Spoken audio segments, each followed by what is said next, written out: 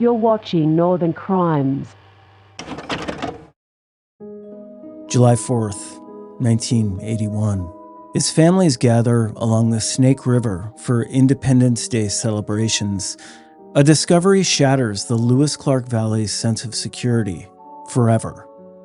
What first appears to be debris caught in the current near Clarkston proves to be something far more disturbing. Carefully wrapped packages containing the dismembered remains of a young woman.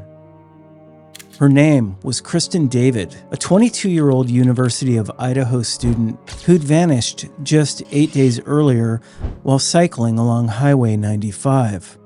Her death wasn't random. It wasn't the first disappearance to plague these waters, and it wouldn't be the last. The Lewis-Clark Valley, where the Snake and Clearwater rivers meet at the Idaho-Washington border, had always been known as a peaceful corner of the Northwest. But between 1979 and 1982, these waters would become witness to a series of disappearances that would haunt the region for decades to come. This is Northern Crimes.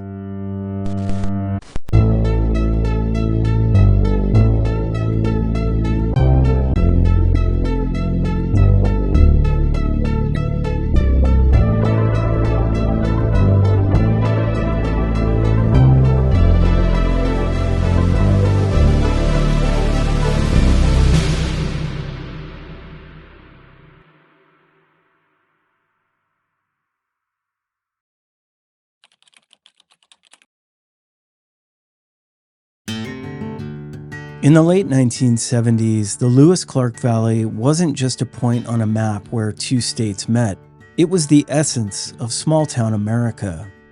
Named for the explorers who first mapped these waters in 1805, the region had evolved into three interconnected communities: Lewiston, Idaho, Clarkston, Washington, and Asotin, Washington.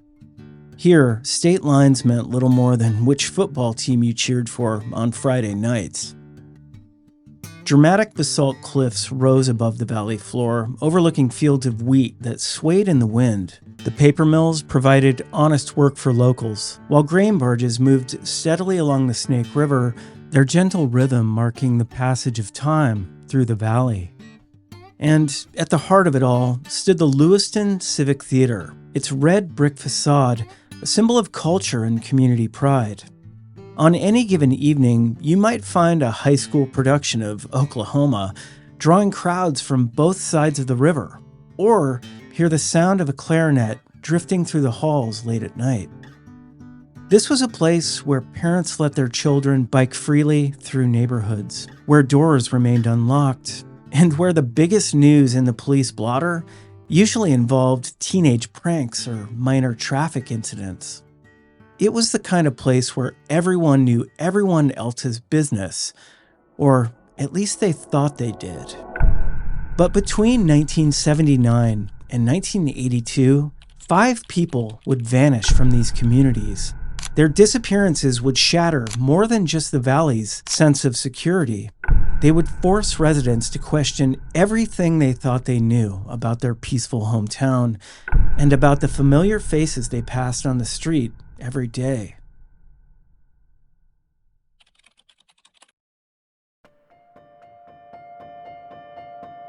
Before they became headlines, before their names were linked by tragedy, they were simply members of the Lewis-Clark Valley community, each living their own story. Christina White was 12 years old in the spring of 1979, a time when her biggest concern should have been finishing 6th grade. Her white 10-speed bicycle was her pride and joy, often seen parked outside the local YMCA where she spent afternoons with friends. Her family remembers Christina's infectious laugh, the kind that could fill up a room and light up faces wherever she went. Her teachers knew her as the girl who decorated her notebooks with drawings of the horses she dreamed of one day owning. She was responsible beyond her years, always calling to check in, a habit that would make her final phone call all the more haunting. 2 years later, Kristin David was embracing life as a senior at the University of Idaho. At 22, she embodied the spirit of the early 1980s, ambitious, athletic, unafraid. The 30-mile bike ride between Moscow and Lewiston was a regular part of her routine, just another challenge to conquer. With her graduation nearing and an internship secured, Kristin was on the verge of realizing her dreams. Friends remember her as a natural journalist, combining charm with determination, someone who seemed destined for a career in television news. Her drive and talent made her disappearance all the more devastating to those who knew her. The Lewiston Civic Theatre connected many lives in the valley, but none more closely than Christina Nelson and Jacqueline Miller. At 21 and 18 respectively, the stepsisters shared both a home and their dreams. Nelson was studying to become a teacher, filling notebooks with meticulously planned lessons for a future that would never come. Miller, known as Brandy, was the artist of the pair, expressing her creativity through sketches and interior design. Friends often remarked how perfectly they balanced each other out, Christina's methodical nature complementing Brandy's free spirit. Steven Pearsall, 35, was more than the Civic Theatre's janitor. He was its nighttime caretaker. In the quiet hours, he would practice his clarinet on the empty stage, filling the halls with music. A talented musician who performed with local orchestras and taught children for free, he was known for fixing everything from stage props to flat tires. His kind nature made him beloved at the theater, which would later make the discovery of his abandoned clarinet and uncashed paycheck even more tragic. None of them knew each other well. Their paths crossed only briefly at the theater, on the streets of Lewiston, in the everyday moments of small-town life. But within 3 years, their names would be forever linked in newspaper headlines and police reports, their separate disappearances gradually revealing a pattern that had been developing in the valley all along.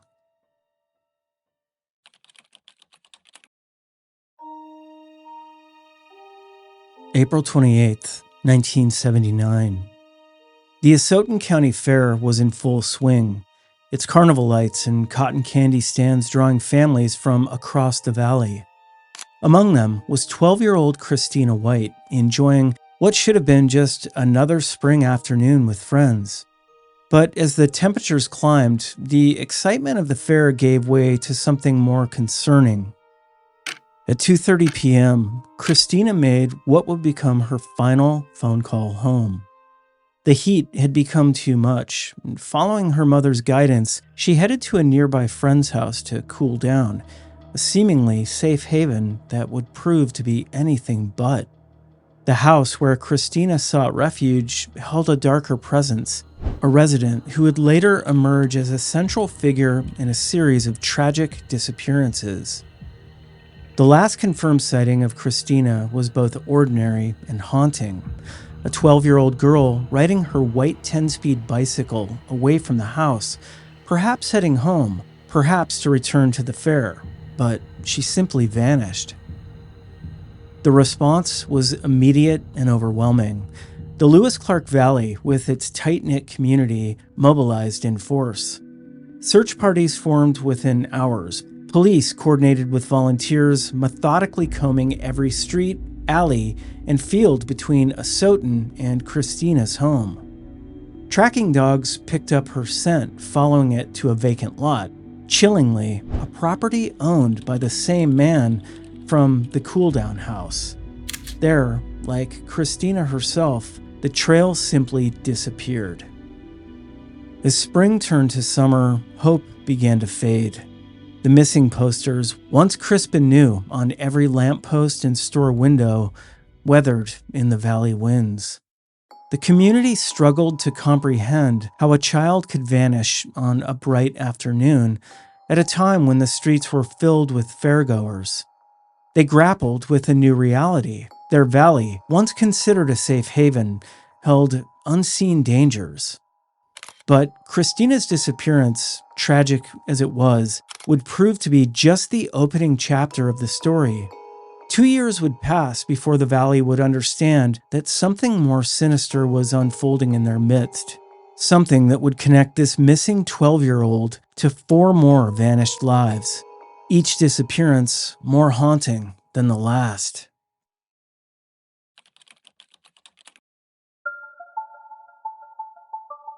Two years later, on June 26, 1981, Kristin David set out on her normal bicycle route from Moscow to Lewiston. The 30-mile journey along Highway 95 was one she'd traveled many times before. Multiple witnesses reported seeing her that day, with several noting a brown van with Oregon plates following her route.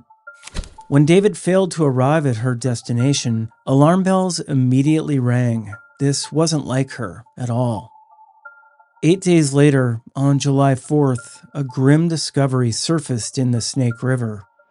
David's remains were found dismembered, wrapped in plastic bags and newspaper. The FBI immediately joined the investigation, analyzing fingerprints and conducting extensive interviews. The precise nature of the dismemberment suggested someone with medical knowledge or hunting experience. Despite the federal resources and hundreds of leads, the case went cold, but not before establishing a pattern that would become disturbingly familiar.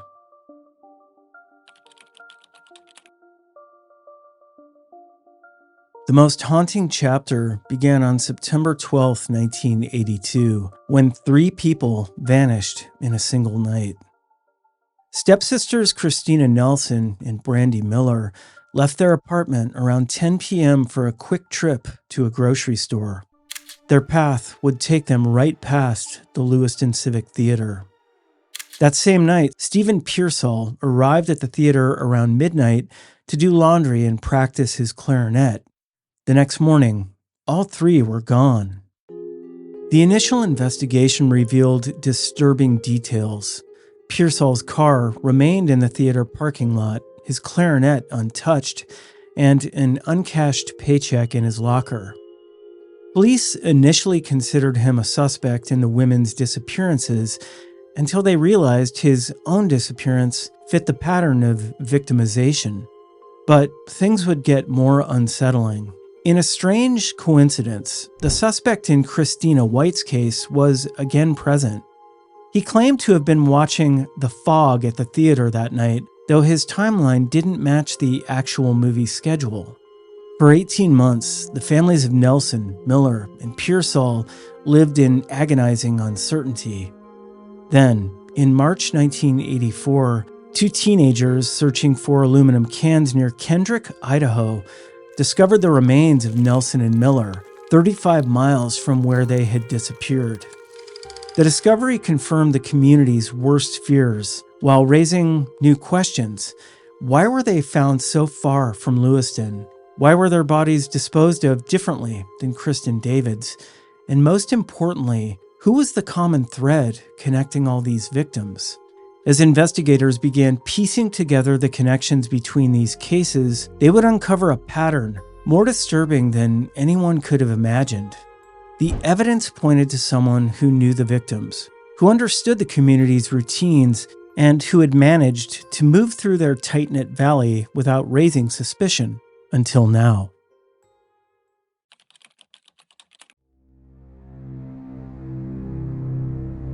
As detectives began connecting the dots between these cases, one name kept surfacing. The suspect, whose identity remains protected for legal reasons, although you can find his name on the internet, had an uncanny connection to each victim and crime scene. But it wasn't just his presence that troubled investigators, it was his past. In 1963, as a teenager in Chicago, he'd been questioned in connection with the murder of 8-year-old Diane Taylor, who attended a YMCA where he worked as a counselor. Though never charged, this wouldn't be his last brush with the law.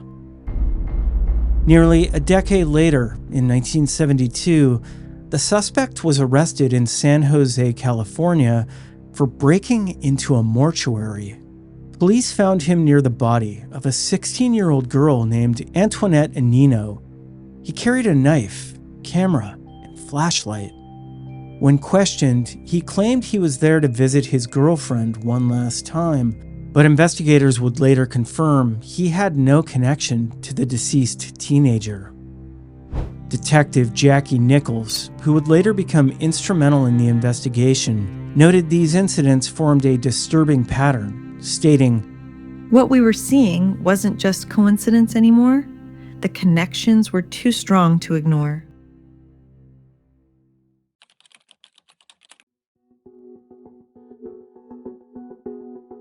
The suspect's account of the theater disappearances raised immediate red flags. His timeline of watching The Fog didn't match. His story shifted, his explanations increasingly bizarre. And then, his alibi fell apart. Oddly enough, at the time, he'd been hired to do some handyman work at the theater. He claimed to have fallen through the theater's ceiling, an accident that would have caused considerable damage. Yet, investigators found no evidence of such an incident. Even more suspicious, he said he spent the night sleeping on a couch near the building's entrance, a location where anyone entering or leaving would have passed directly by him, yet he maintained that he never saw Steven Pearsall that night. More disturbing was his medical and hunting background, which could explain the precise nature of Kristin David's dismemberment. When questioned about the various disappearances, he provided alibis that seemed carefully constructed, yet full of inconsistencies. As evidence continued to mount, investigators found themselves facing a frustrating reality. They were building a compelling circumstantial case, but still lacked the physical evidence needed for prosecution. This challenge would persist well into the 1990s. By 1995, investigators were 99% certain of the suspect's involvement, but proving it remained elusive. His actions only heightened their suspicions. He refused polygraph tests, and while providing DNA, attached strict legal restrictions to its use. Perhaps most telling, he eventually moved all the way across the country and changed his name. The FBI maintains an active file on these cases, with new forensic techniques offering fresh hope. Detective Nichols continues pursuing leads, working closely with a task force formed specifically for these cases. Modern DNA technology is being applied to preserved evidence, while cadaver dogs have searched key locations identified through decades of investigation.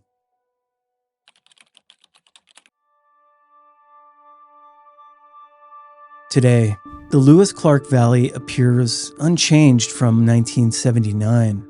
The rivers still meet beneath the basalt cliffs, the Civic Theatre still stands, and children still ride their bikes through quiet neighborhoods. But beneath this familiar surface, an unseen weight lingers. 5 families continue looking for answers. Detective Jackie Nichols, though nearing retirement, pursues every lead with the same determination that marked her first day on these cases. The FBI maintains active files, applying modern forensic techniques to preserved evidence. Each technological advance brings new hope. Each witness re-interview could yield the crucial detail that breaks the case wide open. Gloria Boberts, Kristina Nelson's cousin, keeps the cases alive through social media, connecting thousands who share information and support the victims' families. Meanwhile, the suspect lives across the country under a different name, perhaps believing that time has granted him escape. For the families of Christina White, Kristin David, Kristina Nelson, Brandy Miller, and Steven Pearsall, the past 4 decades have been an exercise in patience and persistence. They've watched other cold cases solved through DNA evidence or deathbed confessions, each resolution a reminder of their own ongoing wait for justice. The Lewis-Clark Valley remains a place of unresolved questions, but time has a way of revealing truth, and through it all, one question remains. haunting investigators and community members alike. In a valley where everyone knew everyone else, how many people actually knew what happened on those nights, and how many still carry that knowledge today?